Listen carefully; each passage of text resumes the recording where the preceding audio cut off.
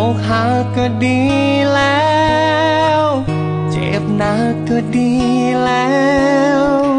ช่วยทำให้ฉันได้มองเห็นความจริงก็หากว่าวันนี้ถ้าฉันไม่ถูกทิ้งอีกหน่อยความจริงก็บีบให้เราแยกทางก็แค่ลำพังตัวเองดูแลแทบยัง